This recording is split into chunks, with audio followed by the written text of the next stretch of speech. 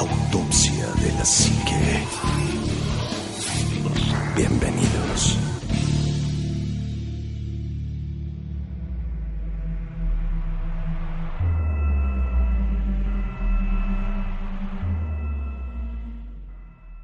Buenas noches, bienvenidos a otro programa más de Autopsia de la Psique. Estamos listos para hablar de un tema también polémico y que se suscitó en México. Vamos a hablar más adelante de ello. Juanma, muy buenas noches. ¿Qué tal, Ánima? ¿Cómo estás? Buenas noches a todos. Gracias por escucharnos nuevamente. Yo soy su amigo el Ánima de Coyoacán y otra vez estamos aquí en Autopsia de la Psique en esta nueva temporada que por fin se nos hizo otra vez regresar a Autopsia de la Psique gracias a Proyecto 77.7. Estamos transmitiendo los martes y los jueves de 10 a 11 de la noche. Vamos a tener ese horario y pues hoy tenemos un tema bastante fuerte que conmocionó mucho a la sociedad mexicana. Vamos a hablar de Adolfo de Jesús Constanzo y Sara Alderete. Que bueno, mejor conocidos en el gremio o en esta situación de asesinos como los narcosatánicos, que una situación que se puso pues muy fuerte en el país y que bueno, habla de que no nada más en otros lados se cuestionaba, ¿no? En cuestión de personas que tienen un valor pues casi nulo de la vida de las otras personas y bueno, toda una historia para platicar de ellos que bueno, estaban realmente mal. O sea, ya hablando al grado psicológico, estaban muy mal, muy dañados. Pues fíjate que yo no sé si tenga que ver la región en donde se susciten luego estos asesinos seriales, como es el caso de los narcosatánicos que fue en México, en donde pues vaya, la manera de hacer las cosas era bastante rara y muy apegada a una religión que ellos llamaban la santería, ¿no? Así es que bueno, la santería es una religión que viene desde los esclavos africanos y que después echa raíces en Cuba, se gesta mucho ahí, también se gesta en Estados Unidos cuando se importaban esclavos y estábamos nosotros muy pegados a ese intercambio cultural en esa época en donde muchas de las cosas que llegaban tanto a Cuba como a Sudamérica y Estados Unidos se filtraban hacia nuestro país y una de esas cosas es la santería, que ahora la gente la identificas muy rápido cuando profesan esta religión, traen algún tipo de collar muy específico, pero bueno, en ese entonces no era tan fácil saber quién era santero, quién no era santero, y ahora por lo general identificamos que esa religión es una religión que hace daño o que está hecha para dañar a las personas, cuando en realidad no es así. Así es. La versión original de la religión es igual que cualquier otra religión y que busca la trascendencia espiritual, pero que bueno, por acepción o por la facilidad que tiene para hacer daño, se utiliza por personas con bajos escrúpulos o sin escrúpulos para lastimar. Sí, hay que recordar que estamos hablando que es una religión porque está registrada así ya en la República Mexicana como religión. Sí. Hay que recordar que para la religión católica romana, cualquier cosa que no sea parte de la religión católica es secta, pero bueno, si está registrada ante el gobierno como una religión, es una religión, ¿no? Esto va muy apegado a la santería del vudú haitiano y tienen una característica que se van acoplando a los tiempos modernos conforme va avanzando, ¿no? Entonces van adaptando cosas pues obviamente de varias religiones para poder llegar a esto de la santería o al vudú. Exactamente, fíjate, algo bien extraño, la parte de la santería o la santería como tal se hizo para darle adoración más que al mismo creador, a los santos que son los que hacían favores, pues ya sea para la salud, para el trabajo, el dinero, el amor, la estabilidad y muchas otras cosas, y de ahí nace esa religión en donde se empieza a adorar a los santos ofreciendo sacrificios inclusive de animales como pago por los servicios recibidos. Y que en un momento también fueron sacrificios humanos, ¿no? Sí, claro, bueno, pero ya cuando llega a México, toda esta parte se empieza a hacer altares y sacrificios de animales de forma muy grotesca y que la sociedad no ve bien, pues. Pero es parte de un ritual. Al final de cuentas es como el ritual del bautismo o el ritual... Inclusive el mismo toreo, ¿no? Exacto. Entonces empieza a llegar todo, o se empieza a profesar esa religión, primero de manera muy acallada, no se notaba, y después, bueno, pues hubo algunas personas que le hicieron notar de forma muy negativa, como estos dos narcos satánicos, que bueno, de la historia de ellos que vamos a platicar ahora, hay infinidad de cosas bastante desquiciantes, ¿no? Sí, hay que recordar que esto no tiene nada que ver con los monitos vudús ni con los zombies que eran atribuidos precisamente al vudú haitiano.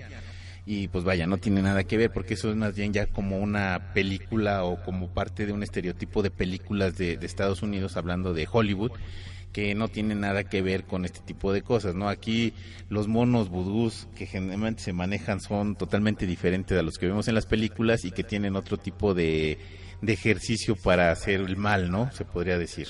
Sí, además, ¿sabes? La santería es muy similar a muchas otras religiones.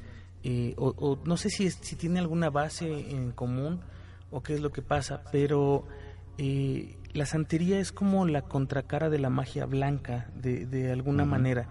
Es como la denominada magia negra. Sin embargo, por ejemplo, los personajes, y me refiero sin faltar al respeto, los personajes que aparecen dentro de la religión de la santería son muy similares en esencia a los de la religión católica, por ejemplo. Por ahí hay un Yemayá, por ahí hay muchos que son el equivalente a la Virgen María, el equivalente a Jesús, el equivalente a San Martín de Porres, no sé. Y todo esto se va gestando como una nueva religión o una adaptación de varias religiones sobre una religión que ya existía. Y que te digo, está hecha o se celebra como para contrarrestar esa parte de la magia blanca a últimas fechas, que no había sido siempre así. Y de hecho, hablaba hace un ratito de que Cuba es uno de los países más fuertes en cuanto a santería se refiere. Así es. De hecho, los grandes santeros del mundo... Y Haití. Bueno, en Haití, pero fíjate, son bien diferentes. Sí, Cuba, es como la santería haitiana y la santería cubana. Exacto, ¿no? Porque en Haití es donde, como tú bien decías, hacen a los zombies. Que este proceso de zombificación algún día platicaremos a fondo de él, pero es un proceso que es real y que además se practica y que está documentado. Y por el otro lado, en Cuba, los santeros, que bueno, son los padrinos, así se les denomina por las personas que profesan esa religión, son personas que tienen una fuerza increíble para la magia o para pedir favores, y bueno, por ahí dicen que escrúpulos casi nulos la mayoría, ¿no? Sí, inclusive me acordé también de otro país que la practica en demasía, como es Estados Unidos, pero no en todos Estados Unidos, sino nada más en la parte de Nueva Orleans, que también se practica mucho la santería, este tipo de santería haitiana o santería cubana. Se practica también mucho en Nueva Orleans, precisamente por la ascendencia de ese tipo de pueblo, de origen de este pueblo, ¿no? Sí, porque de hecho ahí llegaba o llegó una parte muy importante de esclavos, de esclavos africanos, en donde, bueno, pues en algún momento lo hemos llegado a platicar, es que los rituales, ellos tenían a los esclavos, o la gente blanca tenía a los esclavos negros, pero tenían la libertad de hacer sus rituales, y si no la tenían, los hacían de manera clandestina. Entonces, bueno, pues se arraigó muchísimo en esa parte de Nueva Orleans, de donde también vale la pena decirlo, hay géneros musicales como el blues que también viene de esa parte africana. Sí, efectivamente. Y bueno, para acceder a este tipo de cosas, pues vaya, no es como muy difícil, porque como no somos de esa religión, no tenemos acceso a ese tipo de a lo mejor de ir a ver un ritual santero, ¿no? En este caso, supuestamente llegas tú con un regalo, con una sacerdotisa. La sacerdotisa, en horas y horas de baile, eso sí lo hemos visto en varias películas, sí, llegan al trance, buscan, pues vaya, llegar a un trance de conectividad con esta persona, o ser celestial, o ser de la santería. Y pues ahí en ella pues generalmente se hacen sacrificios, ya lo habíamos mencionado, de ciertos animales, ¿no? Los más comunes son pollos, gallinas, y creo que también los gallos negros tienen mucho que ver en este tipo de cuestiones. Se decapitan durante la ceremonia y pues bueno, pues vaya, llegan a este tipo de trance, ¿no? Generalmente, y así viene entre comillas, algunas veces el palero alimenta un caldero ritual llamado nganga con su propia sangre. Entonces el caldero ritual tiende a desarrollar una gran sed que debe de ser saciada con sacrificios humanos. Sí, no, es que, bueno, hay una figura, esta que decía el ánima, que es el palero. Y ese palero, bueno, se llama palero porque utiliza un palo especial que es como una conexión entre las deidades y los seres humanos. Y todo este ritual lo que hace es iniciar a las personas en la santería. Que tú puedes ser santero. Yo en algún momento hablé o llegué a platicar de una persona que yo conocía que era santera, y ella me decía, es que hay varios tipos de santeros. Hay un santero blanco que les llaman, de hecho me comentó ella, brujas blancas, en donde lo que ellas hacen pues son favores muy específicos hacia el lado bondadoso. Sí, que no impliquen, no sé, llamar a un espíritu para que venga y te coma, sí, metafórico. Que te haga daño, ¿no? Pero también hay otro tipo de santeros que juegan hacia los dos lados, dependiendo quién les pague más, y están los que definitivamente se dedican al lado oscuro, en donde, bueno, pues sí, la finalidad real es hacerle la vida imposible al exmarido, o vamos, mil cosas, ¿no? O que regrese aquel amor que ya no quiere nada con nosotros, ¿no? Exacto.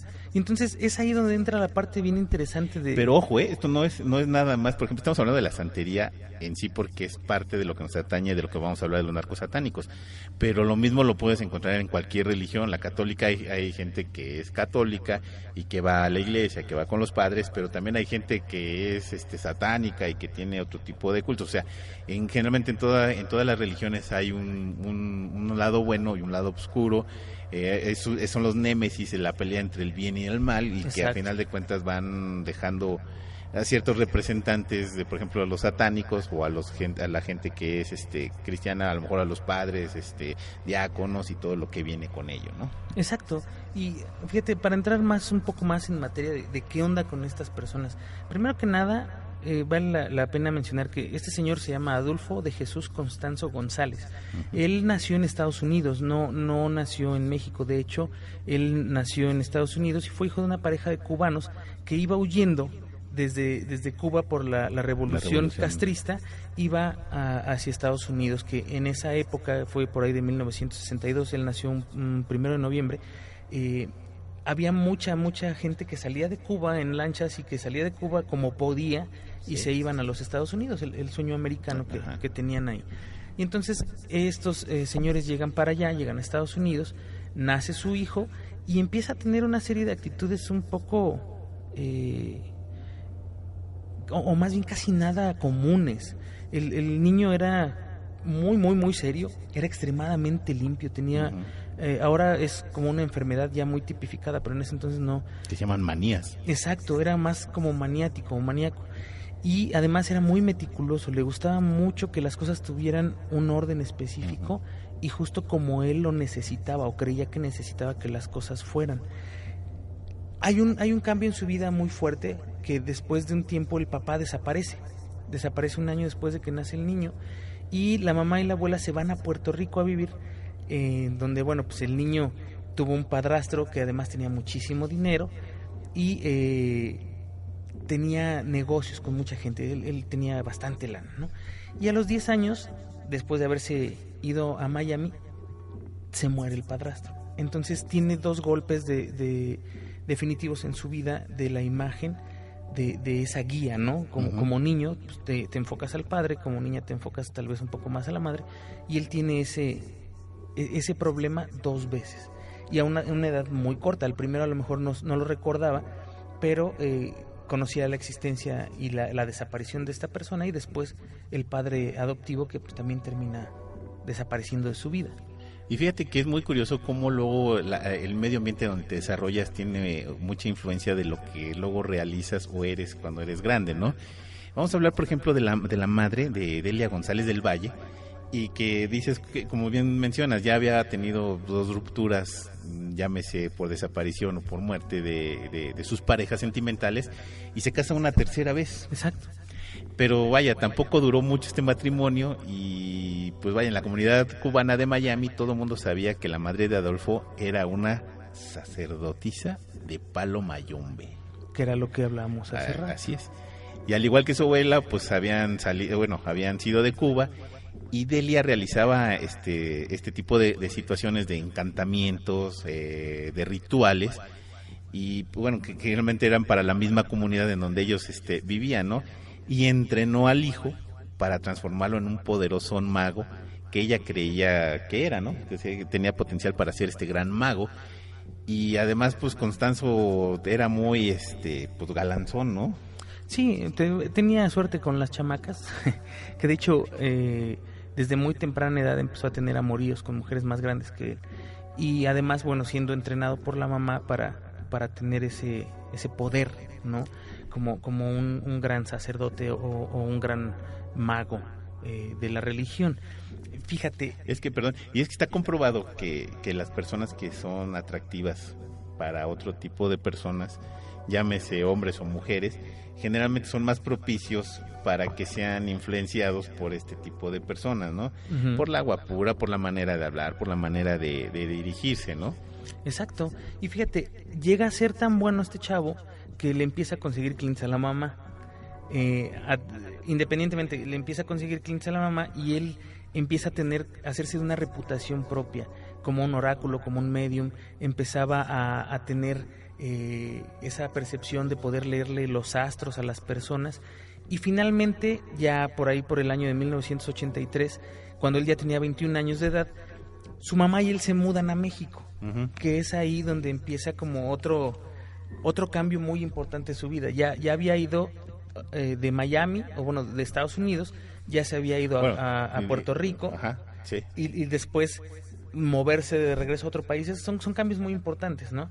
Y entonces con culturas totalmente diferentes, ¿no? Claro, imagínate que, te digo, para ese entonces la religión que él profesaba en México no era como muy común. Sí, tal vez era común, pero no era vista. Uh-huh. Que te decía, estaba muy como underground. Entonces, pues era difícil de repente el poder expresar las cosas que a él le gustaban como eran. Entonces, él empezó a hacer muchos amigos ahí, especialmente homosexuales. Esa es una parte que es importante, porque ser homosexual en esa época no era nada bien visto, y de hecho era como muy a puerta cerrada, muy del closet. Y entonces él empieza a moverse en esa parte de la homosexualidad de la ciudad, y también empieza a crearse su fama en México, uh-huh. Como sacerdote de santería, curandero, profeta, en fin, ¿no? Muchas cosas. Y entonces la sociedad intelectual y la clase alta de México, además políticos y artistas, lo empiezan a buscar. Inclusive llegan a narcotraficantes a buscarlo para pedirle que les haga favores a cambio de dinero. Y entonces él empieza a trabajar con todo esto, con todo este tipo de personas. Un ambiente muy sano, ¿no? Sí, súper sano, échale. Que te llegue un narco y te diga, sí, ¿sabes qué? Quiero que protejas mis embarques que van de aquí a Texas o de aquí a Estados Unidos. Pues empieza a involucrar con todo esto, con todo este tipo de gente mala. Pero por otro lado, también la policía de México lo consultaba para saber u obtener pistas sobre ciertas cosas. Algo que es muy extraño, porque pues nunca ha sido abierto en México que la policía haga eso. Sin embargo, y sí se hace, y mucho, sí, y más de lo que creemos. Claro, pero nunca ha sido abierto, ¿no? Que busques un medium, o que busques a alguien que de forma sobrenatural te pueda ayudar para eso. Entonces, a él lo buscaba la policía. Y fíjate que ya estando precisamente aquí en México, él pues se perfecciona en el modo santero, y ya lo llamaban el Grande, ¿no? Y Constanzo empezó a introducir entre sus ritos los sacrificios humanos. Ahí es donde ya no empieza a funcionar algo bien, ¿no? Había ya penetrado al lado oscuro del palo Moyambe.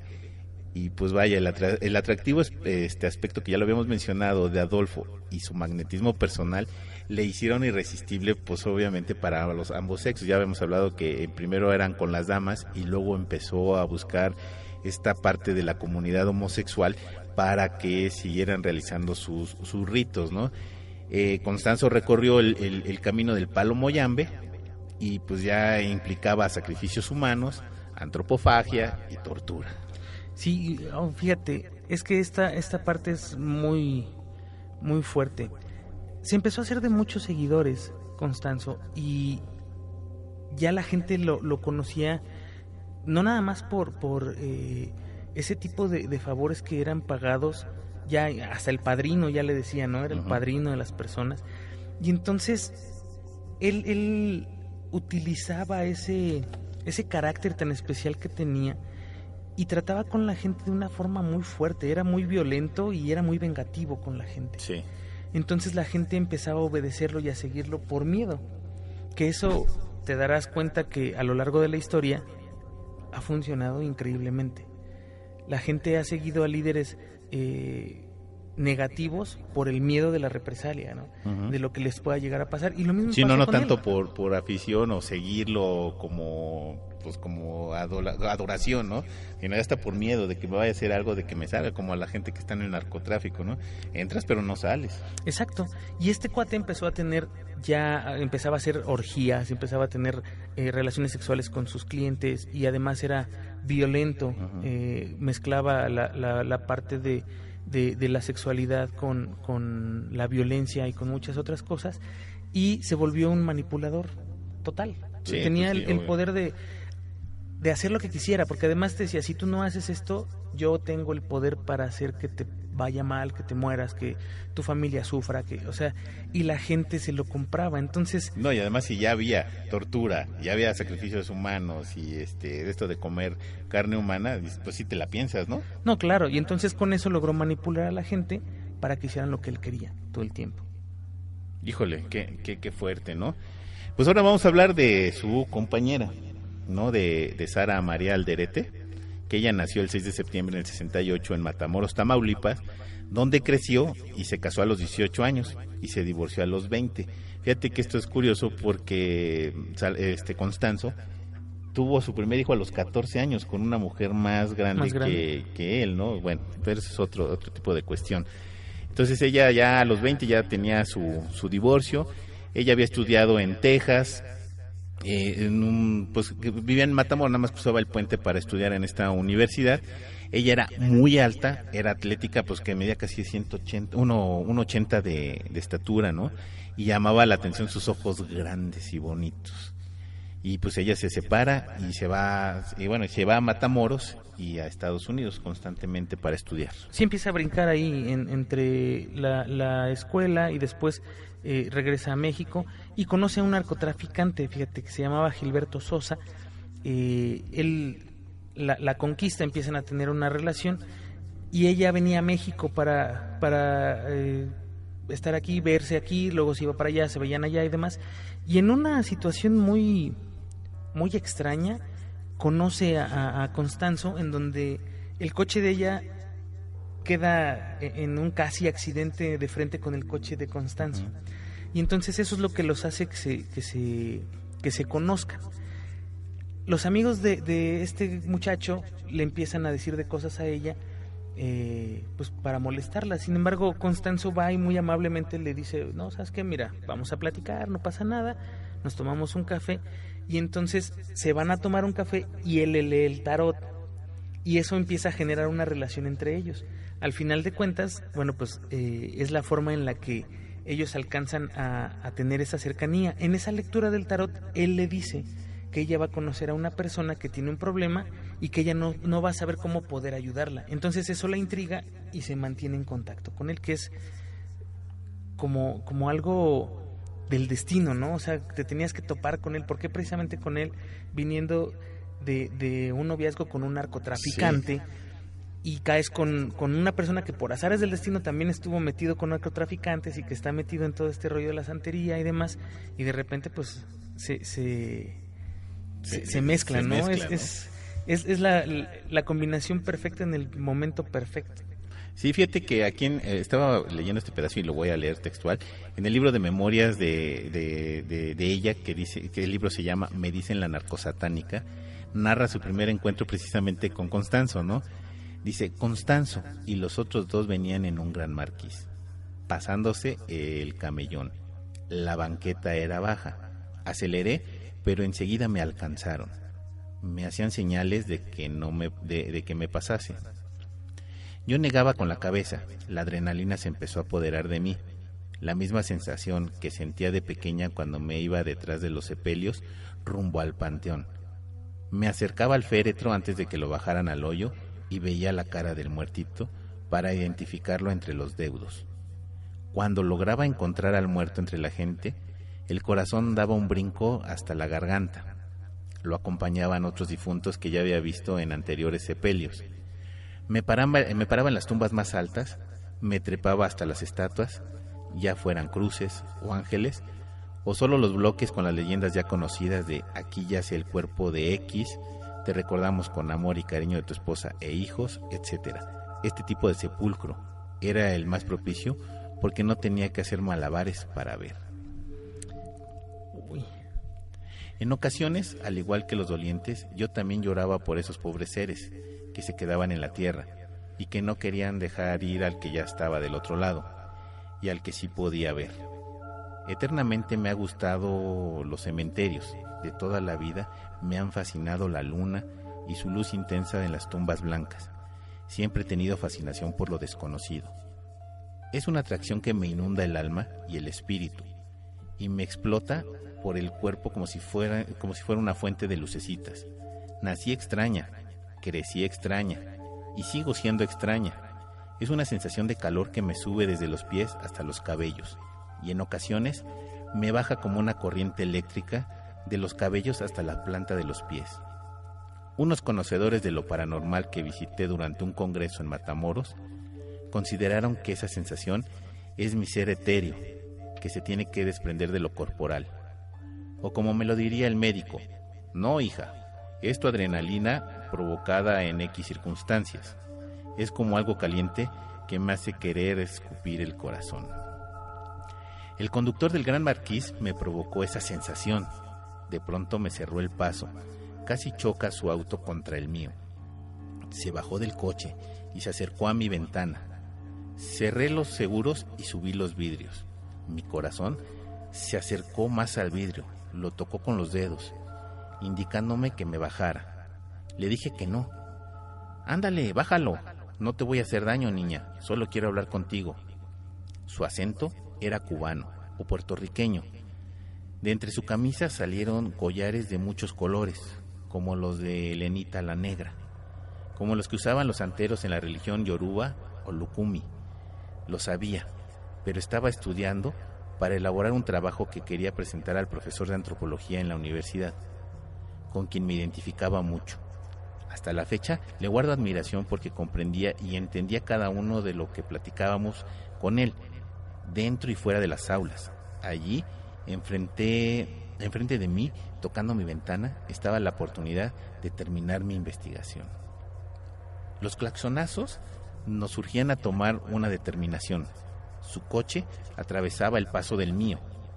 A señas le indiqué que nos estacionáramos más adelante, a un lado de la avenida. Se fue a su auto e hizo las maniobras para enderezarse. Se puso en marcha y se estacionó a un lado de la avenida. Yo me seguí de largo. Lo pensé mejor y volvió a darme miedo.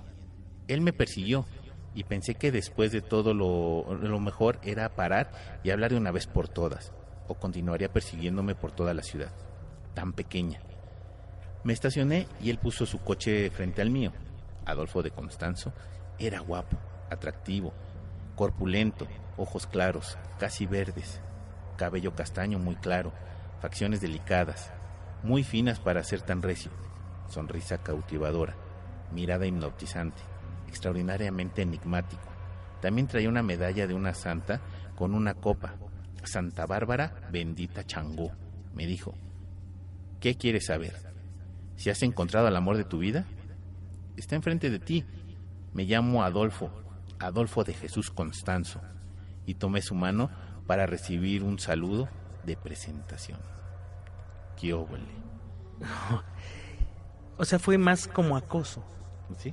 Ya fue más el acoso de este cuate que quería algo con ella.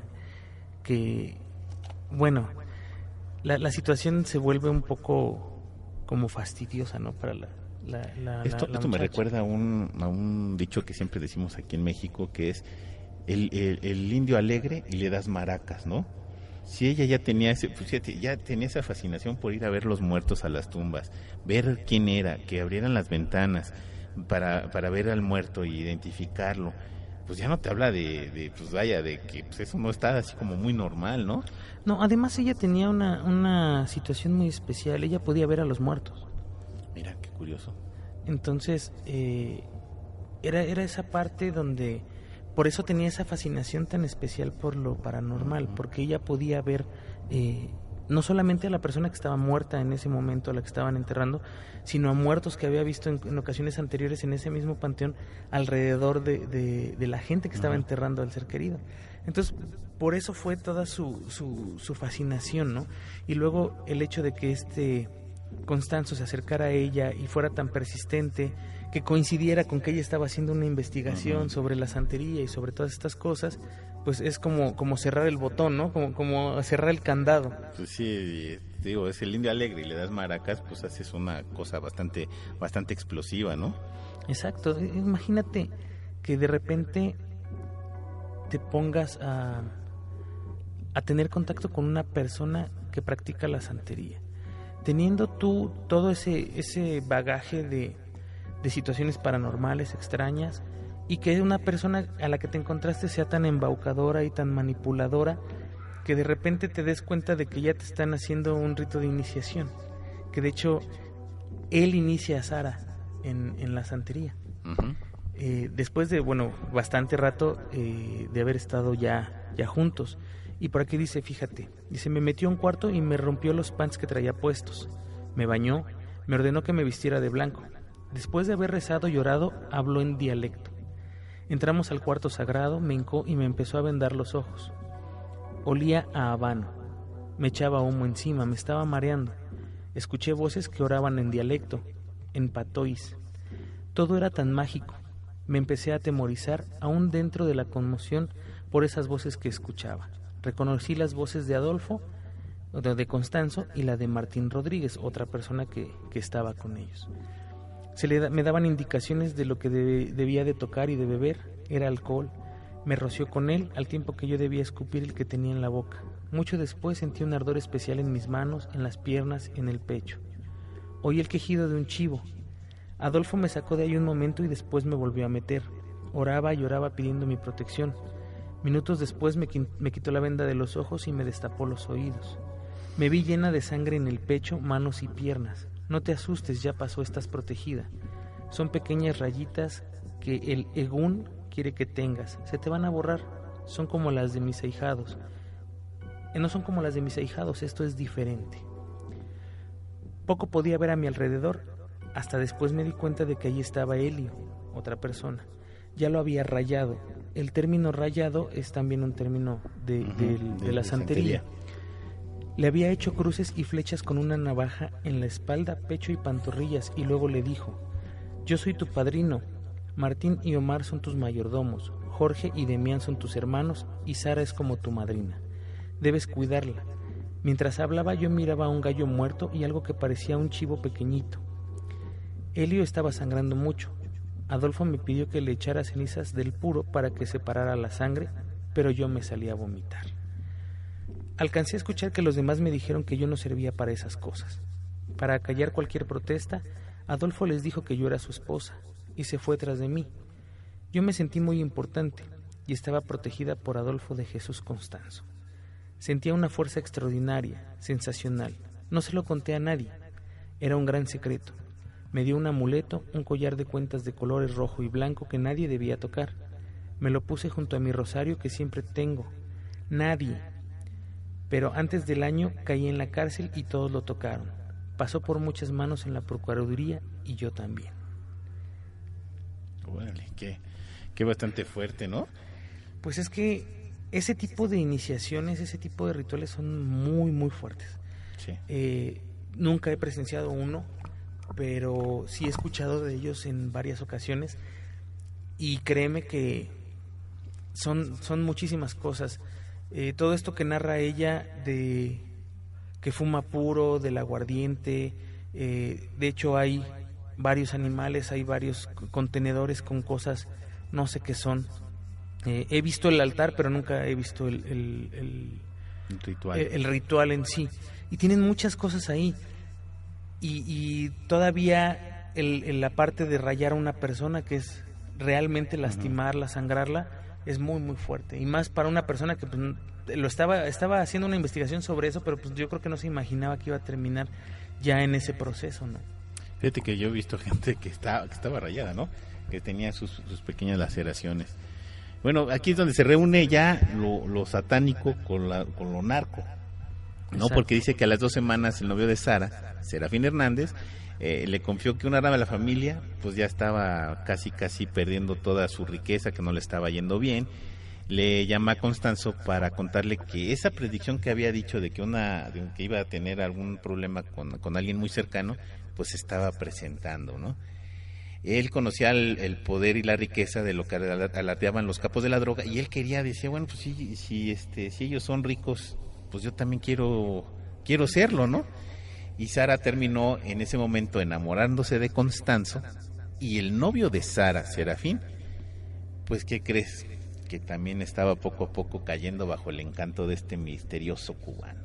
Que de hecho él era bisexual. Ajá. Y de hecho tenía una pareja que se llamaba Martín Quintana Rodríguez, que era pues la persona más cercana a él en muchos aspectos. Bueno, si quieres, ahorita hablamos de él. Sí. Porque Constanzo en ese momento, él ya tenía una mansión en el barrio exclusivo de Monterrey, ahí en Nuevo León, y además era frecuentada constantemente, a él le gustaba frecuentar el Palacio de Gobierno, y de este lado se dedicaba al contrabando de licores, tráficos, drogas, y el negocio estaba dividido en 2 ramas. El padre de Serafín operaba el norte de la frontera, y pues bueno, lógicamente fue arrestado en 1987. Pero el Serafín, el que era novio de Sara, trabajaba en Matamoros para su tío Helio Hernández, que le apodaban el pequeño Helio. Vamos a hablar precisamente de este señor Helio, que este último pues estaba ampliando su negocio del contrabando de automóviles y armas, y a frustrar operaciones de otras bandas para hacerse parte del negocio. Esta actividad resultaba extremadamente peligrosa, sobre todo en lo referente a la cocaína y los narcotraficantes colombianos que todavía estaban apoderados del narco aquí en la República, ¿no? Y que aún no eran controlados, imagínate, por Pablo Escobar Gaviria. Entonces eran así como los narcos insurgentes, se podría decir, ¿no? Y esto estaba haciendo grandes tensiones en la familia, pero es en ese momento cuando Constanzo entra a escena, ¿no? O sea, ya tenían ellos una cierta organización, estaban desorganizados, llega Constanzo y empieza a poner como a orden, ¿no?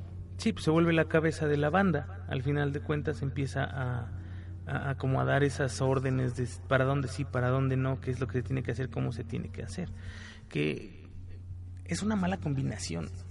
Bastante mala, ¿no? Bueno, ya cuando mezclas a lo mejor ese tipo de religión o de culto con drogas ya no te lleva a nada bueno, ¿no? No, pues es que imagínate, los capos de la droga siempre han sido muy tajantes. Uh-huh. O sea, te metes en su camino y te mueres. Pero él tenía algo más que la gente común no tenía, que era ese poder de hacerte creer que te iba a hacer daño. Entonces, por muy narco que fueras y por muy cabeza que fueras de cualquier banda de narcotraficantes, pues sí lo pensabas, ¿no? Pues sí, y lo pensabas bastante, porque si no era, pues vaya, mira, en un plazo muy corto de tiempo, de ser el amante de Sara, ya empezaba a dejarse ver con ella, ¿no? Porque pues todo el mundo relacionaba a Sara con Serafín, pero ya Constanzo empezaba a dejarse ver con ella y querían y pretendían que con la belleza de Sara seducir al pequeño Helio, que recordemos que era el narco que empezaba a manejar todo este tipo de cuestiones dentro de la frontera en Matamoros. Y ya Sara empezaba a participar activamente en rituales donde los orquestaba Adolfo, y ella se iniciaba en este modo de empezar a torturar a las personas que tenían ahí pues encerradas, ¿no? Y ya en 1988 ya empieza a acostarse, fíjate, con el tío de Serafín, que es el pequeño Helio, y pues estuvo convencido de que lo que necesitaba para evitar la disintegración de la familia eran los servicios de un poderoso brujo, la oportunidad que Constanzo había estado esperando. O sea, si estaban mal, pues ya necesitaban que alguien llegara y que les dijera, por este camino, ¿no? Por aquí nos vamos. Es lo que te decía, ya llega él directamente a organizarlos, uh-huh, y a decirles qué sí hacer, qué no hacer y cómo hacerlo. Además, los rituales estaban a la orden del día. Sí, y además ya no eran los rituales de la santería como tal, sino ya eran los rituales de Adolfo Constanzo, como él los pretendía que eran, ¿no? O sea, como él que decía que eran. Exacto, fíjate, luego después Constanzo también se avienta otras puntadas bien importantes. Raya a Helio, lo raya y lo inicia como Palo Mayombe. Además ya había rayado también a Sara, y ellos eran los únicos que podían hacer, Helio y Constanzo eran los únicos que podían hacer asesinatos rituales de seres humanos. Híjole, no, que está bastante fuerte esto, ¿no? Pues es que ya cuando empiezan a matar gente, ya son, digo, puedes rayar a quien quieras, puedes hacer un sacrificio de un animal y lo que quieras, y a lo mejor no hay tanto problema, y no lo estoy justificando, pero no te estás metiendo con la vida de un ser humano, ni mucho menos por dinero. Y aquí ellos ya empiezan a meterse en ese rubro. Fíjate que aquí viene la narración de la iniciación de Sara. No lo voy a leer porque está bastante fuerte, pero pues se ve que sí, ya de plano habían perdido todo lo que, pues ya como un sentido de la realidad, ¿no? De empezarse a rayar, empezarse a meter con otro tipo de cuestiones que ya no eran propios de la santería, ¿no? Sino ya eran como parte de lo que Constanzo pretendía que era su religión. Sí, fíjate, ellos tenían un lugar en donde hacían todo su show, que se llamaba el Rancho Santa Elena. Por ahí hay unas imágenes, de hecho sí, está escarbado. Vamos a subir ahí al Facebook. Está hasta escarbado por ahí, donde tenían restos de las personas que sacrificaban y mataban, que bueno, para más o menos ya empezar a generar el panorama de qué era lo que ellos hacían sacrificios humanos para garantizar el buen funcionamiento de su negocio de narcotraficantes. Uh-huh. Por eso se les denominaba los narcosatánicos, porque hacían todos estos rituales y mataban gente y la enterraban en ese rancho de Santa Elena. Uh-huh. que bueno, no eran exclusivamente ellos dos, había otras personas, o hubo otras personas en un principio, pero ellos son los principales coordinadores de todo el asunto.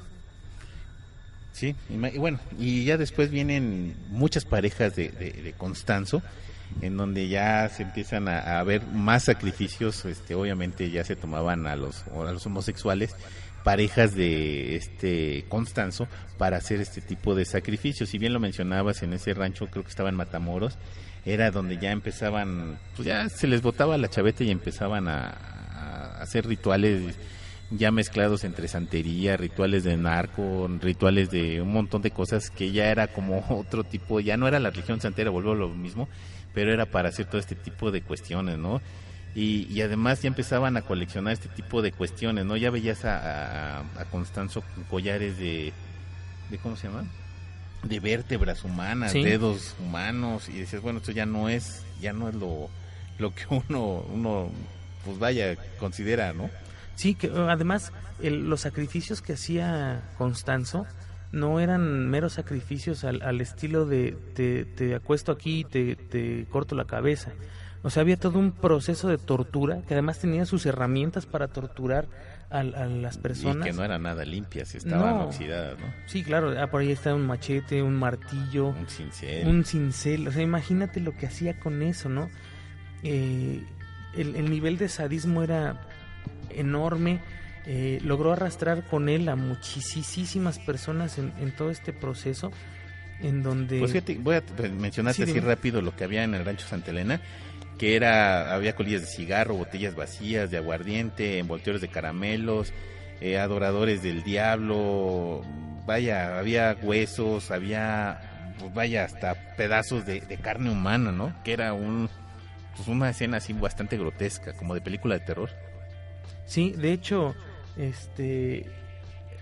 ha habido escenas de crímenes muy grotescas, pero este rancho fue uno de los que se censuraron mucho por todo lo que encontraban ahí. De hecho, estaba hasta el caldero que utilizaba él para hacer las iniciaciones, estaba todo su altar que utilizaba, había pues el lugar de los sacrificios donde enterraban, bueno, 1000 cosas, y él estuvo aquí también involucrado con mucha gente del medio artístico. Sí, eso es lo que estaba viendo, que estaba involucrado, porque inclusive mandaron a declarar a Irma Serrano y a Alfredo Palacios. Irma Serrano, una artista mexicana, cantante y también muy dedicada a lo que era la santería, lo mandan a declarar, ¿no? Y Alfredo Palacios, un comentarista que se ha hecho infinidad de cirugías plásticas en la cara, que también lo mandan a declarar, ¿no? Sí, porque supuestamente ellos eran clientes de este señor. Y de hecho, fíjate, por ahí estás viendo algunas de las portadas de los periódicos que le dedicaron primeras planas a todos los hallazgos de estas personas, ¿no? Y sacaban sus fotografías. Por acá dice, incautan otros 6 ranchos al rey de la cocaína. Tienen por acá más crímenes satánicos, a la casa de los diablos mayores, que son precisamente Constanzo y su mujer. Y bueno, pues hasta acá se vino a meter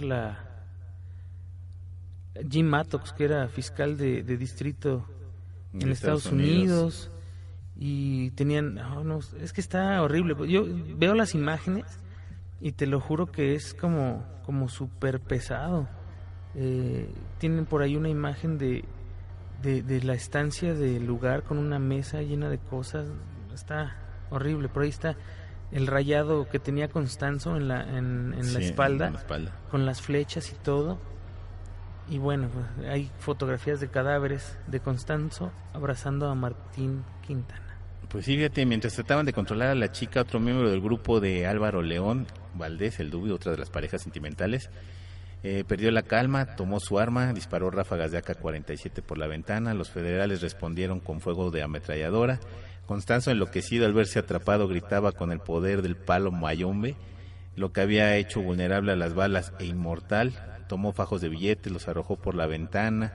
La gente estaba en la calle, corrió a recoger el dinero, dificultando la labor de los federales. Constanzo amontonó el dinero restante sobre una estufa y le prendió fuego. Y dijo, vamos a ir, ahora sí vamos a morir todos. Hay que recordar que estos los agarran en un departamento. Ya había muerto, creo que ahí Sara. Esto hace que también se le botara la chaveta a Constanzo. Las parejas sentimentales, porque hay que recordar que era como un grupo de orgía, que estaban dentro del departamento, buscan la manera de salvarse. Constanzo, ya en un delirio de locura, dice que él era inmortal, sí, y que no le pasaba absolutamente nada. Y pues sí le pasó, y total que no pudieron agarrar a ninguno porque generalmente todos murieron, ¿no? De hecho, todo el operativo pues supuestamente fue un operativo de captura. Los ubican en el departamento que bien decías, Ánima, y llega la policía a hacer el arresto pertinente, pero no contaban con que él iba a responder, o más bien iba a atacar con fuego a los policías. Duró mucho tiempo la balacera ahí, un tiempo considerable, hasta que pues, ya Constanzo hace el ritual que dice, por el palo mayombe, hazme inmune a las balas.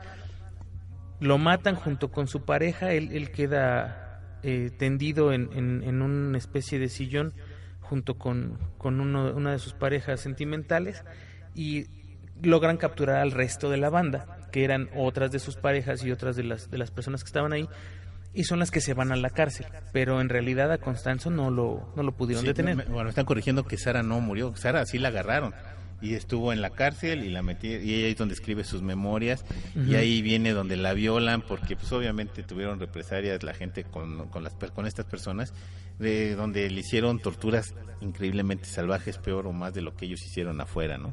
Que bueno, ahí está como de pensarse, si fueras un narcotraficante de este tipo, o sea, un narco satánico, y tuvieras la decisión entre irte a la cárcel o morir, yo creo que estaría de pensarse, ¿no? Sí, me imagino, nada más una así rápida. En sus propias declaraciones dice, la violaron 7 agentes, le quemaron la vagina con descargas eléctricas, hasta carbonizarle una parte, la mantuvieron encadenada más de 2 meses a una cama, le metieron la cabeza en agua con chile, le aplicaron choques eléctricos en diferentes partes del cuerpo, le arrancaron las uñas, entre otros. Fíjate, y te pones a pensar, si me va a pasar eso ahí. Y imagínate, ya el golpe de 7 violaciones, pues es, ay, ya. Está súper duro. Y estos narcos satánicos tuvieron muchísimo peso en la sociedad, porque fue cuando se descubrió hasta dónde puede llegar pues este tipo de primero de sectas, y segundo hasta dónde puede llegar el narcotráfico por conseguir el dinero, ¿no? Sí, sí. Y entonces arriesgando a inocentes y a muchísima gente de la que logró entrar con los narcosatánicos a esta secta, fueron atraídos por Constanzo, que era pues nada más de hablarles bonito, ¿no? Y jalarlos y... Híjole, terrible historia de esto de los narcosatánicos aquí en México. Bueno, pues nos acabó el tiempo. Juanma, muy buenas noches. De nuevo, pues igual que en todos los programas, en algún momento lo dijimos, 40 minutos no son suficientes, ahora una hora no lo es. Ya no. Ya no nos alcanza una hora. Pero pues muchísimas gracias por escucharnos, gracias Ánima, gracias a todas las personas de Proyecto 77.7, que bueno, pues aquí estamos, esperamos que nos sigan escuchando. Bueno, ya recuerden, vamos a seguir transmitiendo Autopsia de la Psique. Vamos a transmitir en vivo los martes y los jueves de 10 a 11 de la noche. Autopsia de la Psique. Vamos a seguir también transmitiendo los podcasts. Ahí estén pendientes en la página de Facebook, porque todas estas fotos tan terribles las vamos a subir al Facebook. Hay veces que luego el mismo Facebook te lo censura. Vamos a buscar la manera alternativa para que vean ustedes estas fotos. Recuerden, esto es Autopsia de la Psique, estamos en Proyecto 77.7, yo soy su amigo Anónimo de Coyoacán, hasta luego.